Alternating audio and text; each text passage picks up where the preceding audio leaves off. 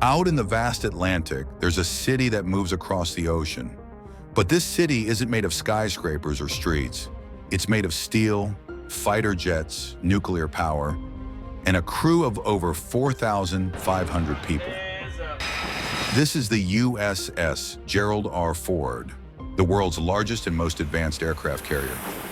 A $13 billion megaship that can launch warplanes faster than any ship in history and stay at sea for more than 2 decades without refueling. But have you ever wondered what life is really like inside this floating fortress? How do thousands of sailors live, work, eat, and sleep on a war machine that never stops moving? And what secret technology makes this ship so powerful that it is considered the future of naval warfare? Let's step inside the Gerald R. Ford.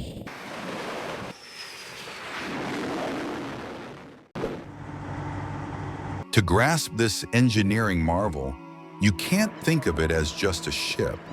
You have to picture a city on water, a steel giant stretching more than 3 football fields long, 250 feet tall from keel to mast, and weighing over 100,000 tons. And yet, despite its size, it moves gracefully through the oceans, faster than most cargo ships, as it's driven by something few warships can ever claim: a nuclear heart. Deep inside the ship, 2 nuclear reactors churn silently, each so powerful they could light up 100,000 homes. Enough for running the ship for 25 years without refueling. Technically, it's a warship that never needs gas. That energy doesn't just keep the Ford moving at 30+ knots. It powers the future. Laser weapons, advanced radar, electromagnetic launch systems, all hungry for electricity. Above that nuclear heart lies the most dangerous airport in the world, the flight deck. At first glance, it's chaos. Jets racing, steam hissing, crew sprinting in every direction. But it's not chaos. Every single movement is choreographed. The deck crew wear bright jerseys, yellow for directors, purple for fuel, red for weapons, green for catapults, blue for handling. To the untrained eye, it's madness. To the Navy, it's a ballet. A ballet where one mistake could cost lives. On this deck, seconds mean everything. That ballet happens on a runway just 1,100 feet long. To put it in perspective, that's shorter than most shopping mall parking lots. A fighter jet has just 300 feet to go from 0 to 160 miles per hour. A launch so violent, pilots describe it as being punched in the chest by a giant fist, thanks to the Ford's EMALS, electromagnetic aircraft launch system. This carrier doesn't use steam catapults like the old carriers. Instead, it uses raw electromagnetic power. Think of it like a giant slingshot charged with lightning, flinging jets from 0 to 160 miles per hour in just 3 seconds. It's quieter, safer for the planes, and can launch everything from heavy strike fighters to tiny drones. Ready to go at a moment's notice. And then comes the most tricky and dangerous part of flying: coming home.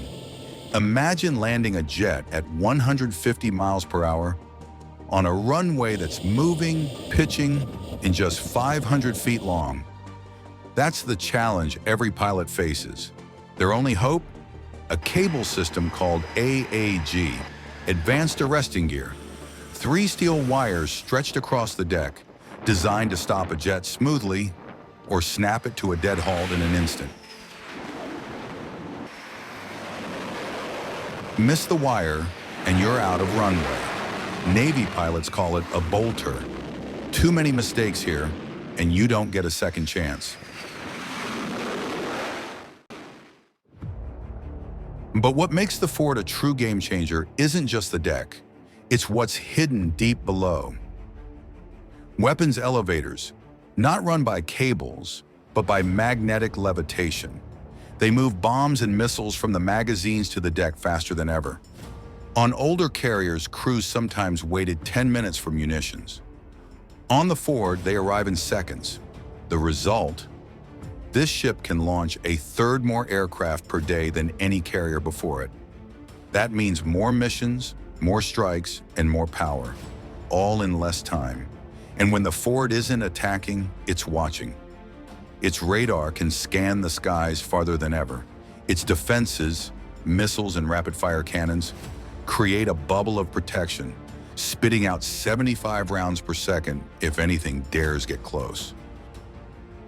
On paper, it sounds unstoppable, but steel and machines don't fight wars. People do. And inside this $13 billion giant is a world few outsiders ever see. A floating city of thousands, pilots, engineers, cooks, and sailors, all living together in the middle of the sea. So what's it really like to wake up, eat, train, and fight on the world's most advanced warship? It's unlike anything on land. Your alarm clock isn't a phone. It's the deep rumble of engines, the distant thunder of jets catapulting off the deck above your head. And your neighbors aren't just next door. They're stacked above and below you in narrow compartments. Sleeping quarters are tight, bunks are stacked 3 high, each just wide enough to roll over. Your entire world fits into a locker no bigger than a suitcase. Privacy? You're just one of over 4,500 souls on board, so it's almost none. But for sailors, this becomes home. Your day starts in berthing. Each sailor gets a coffin-sized bed with a curtain for privacy and a reading light. No windows, no fresh air, just the steady hum of the ship's machinery rocking you awake.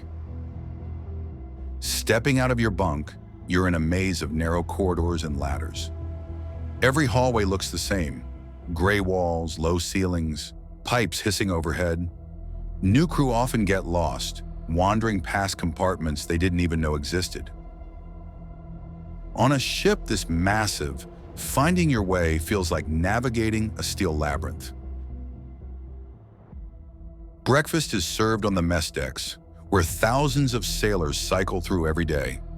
The cooks who work some of the longest hours on board serve scrambled eggs, bacon, or whatever the supply ship last delivered. For lunch and dinner, it might be chicken, pasta, or hamburgers. And when morale needs a lift, it's steak night. But the true lifeline? Coffee. Endless gallons of it, brewed around the clock to keep sailors running. Then comes work. The Ford operates 24/7, and every sailor is locked into a relentless rhythm of watches, 4-hour shifts that cover everything from engineering to radar to deck operations. Some stand watch in the pitch black of 2 a.m., eyes glued to glowing screens. Others toil in the hot, deafening engine rooms, where the ship's nuclear heart beats. There is no weekend. Every day feels the same. The ocean doesn't take breaks, and neither does this ship. At any moment, the calm routine can shatter. An alarm blares. In seconds, thousands of sailors leap into action. Fire drills, man overboard calls, or simulated combat alerts.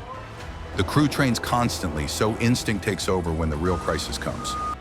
For sailors aboard the Gerald R. Ford, life is a cycle of work, drills, and duty. But behind the discipline, there's a question worth asking. What do you do when the work finally stops? On the Gerald R. Ford, free time is rare, but it matters more than you'd think. Some sailors hit the small gyms tucked inside the ship, pushing iron to shake off stress. Others crowd around PlayStations, trading laughter over games. There are libraries with shelves of paperbacks, and even movie nights projected on bulkheads. Just simple escapes from the steel world outside. Birthdays are celebrated with sheet cakes from the galley. Letters from home arrive in bundles that spark cheers across berthing, and for a brief moment, the warship feels almost human, like a community holding itself together in the middle of an endless sea.